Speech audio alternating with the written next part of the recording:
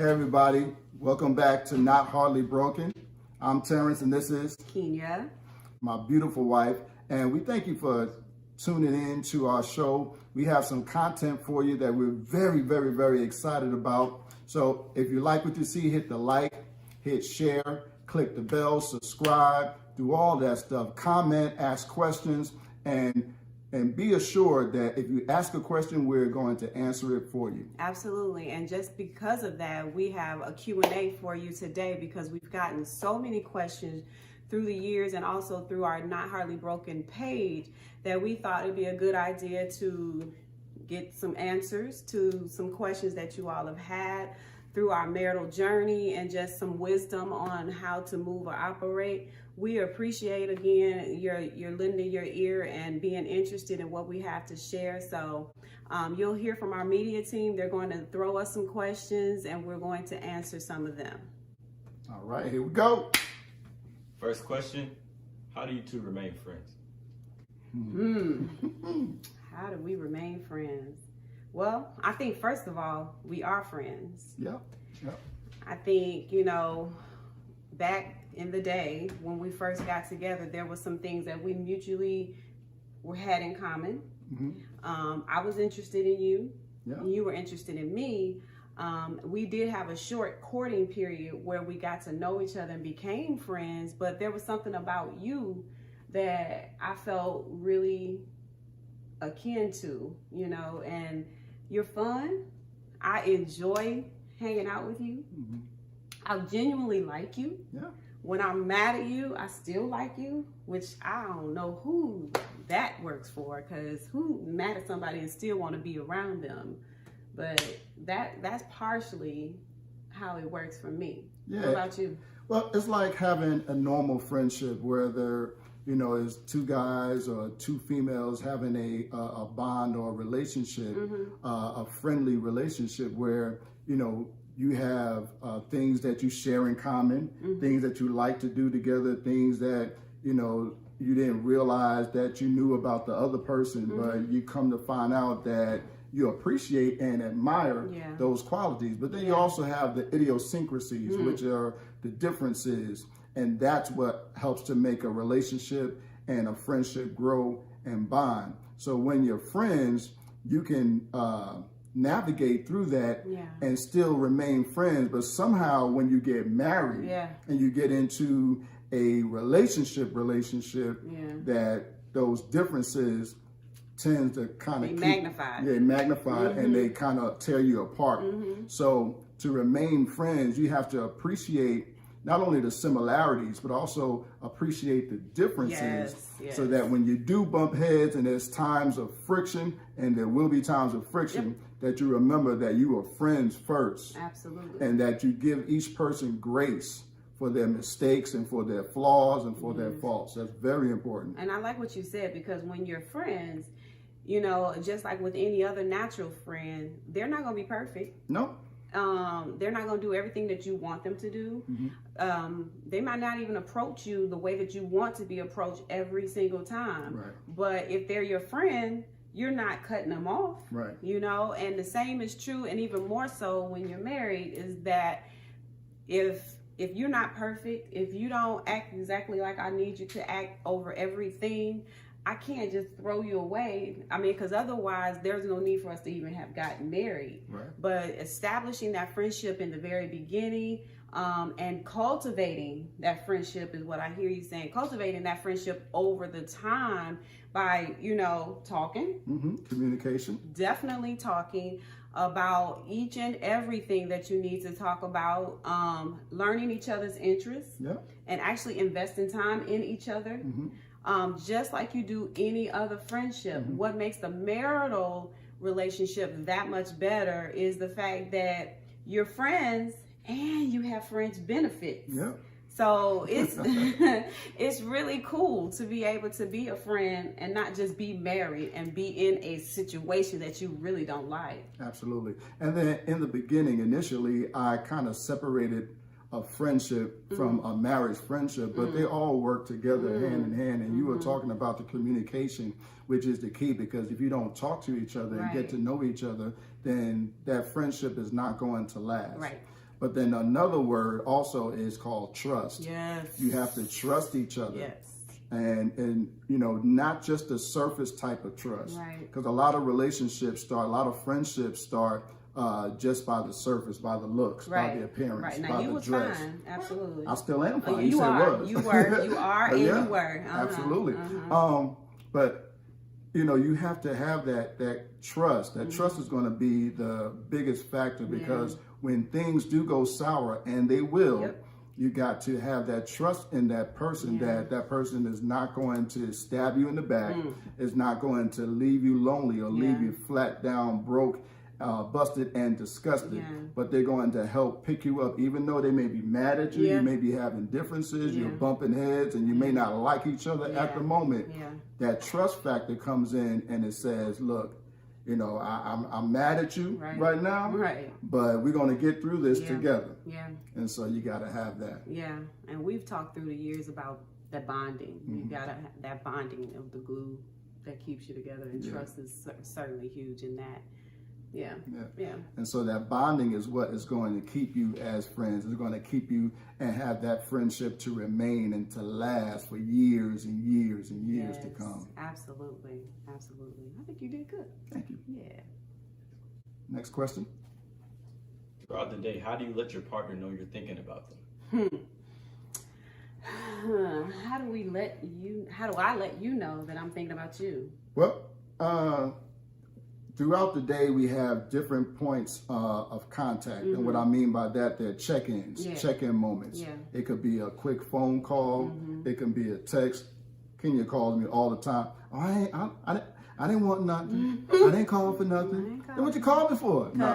I just want to hear your voice. Yes, she just wants to hear my voice. She just want to make sure that I'm okay. And so that's a checkpoint that I appreciate. Now, you know, if you don't appreciate your partner, then those checkpoints can be a little annoying. But when feel like I'm checking up on you instead of checking in. Well, Okay.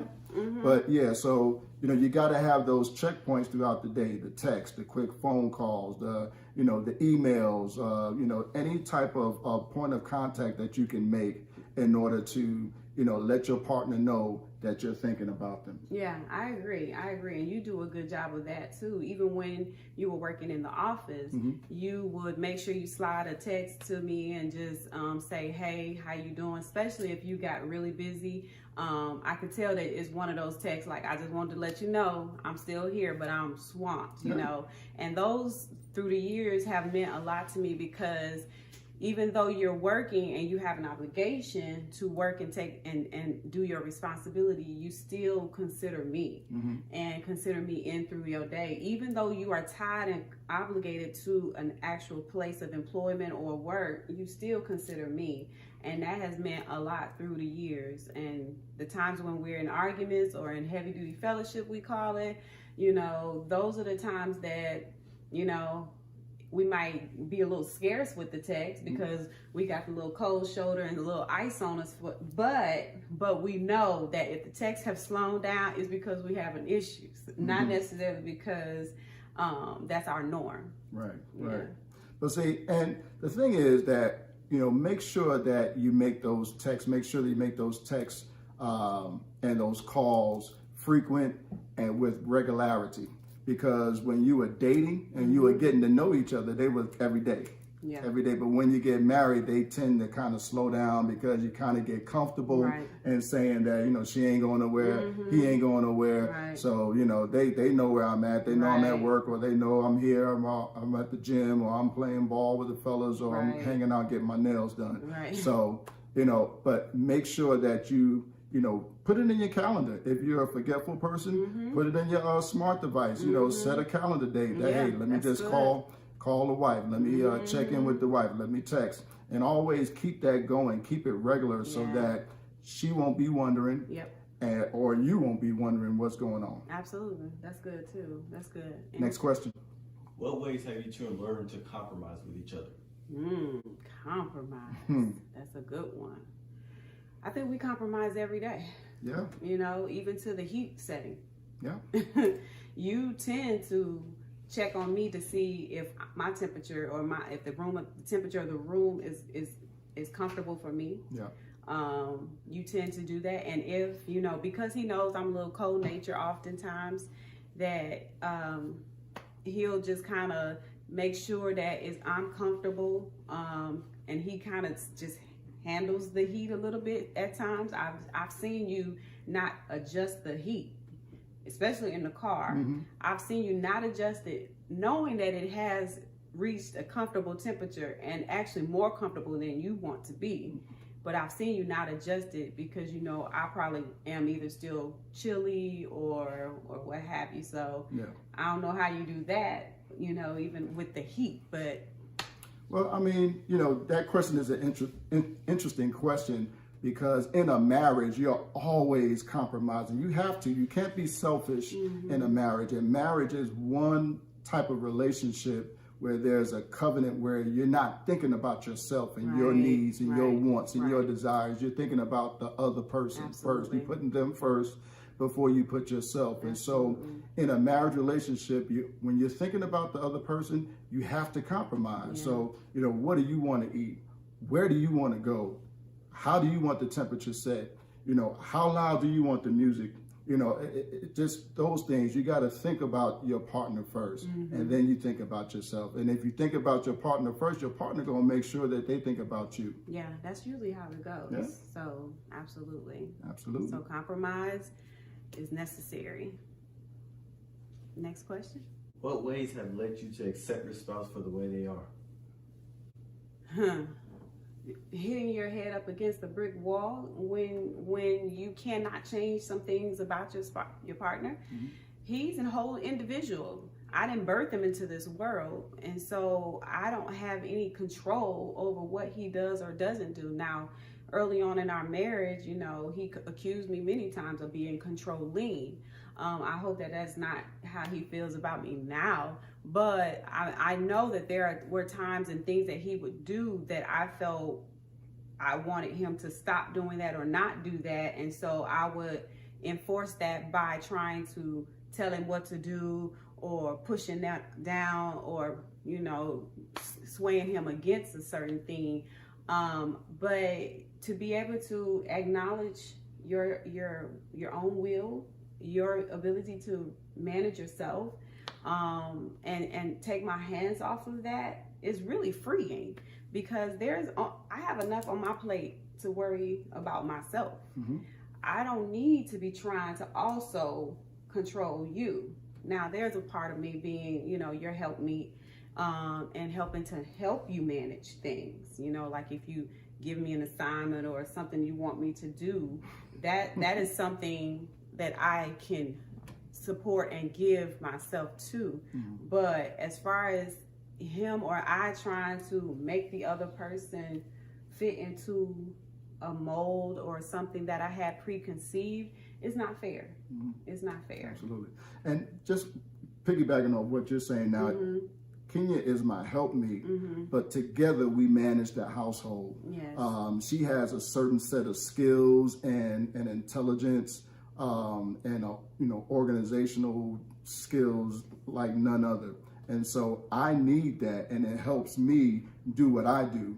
And so we run and we manage the family together, whether it's the children, whether it's finances, or what have you. Now, when it comes down to making major decisions, she defers to me as the head of the household, but together we manage and we run this. But the question is,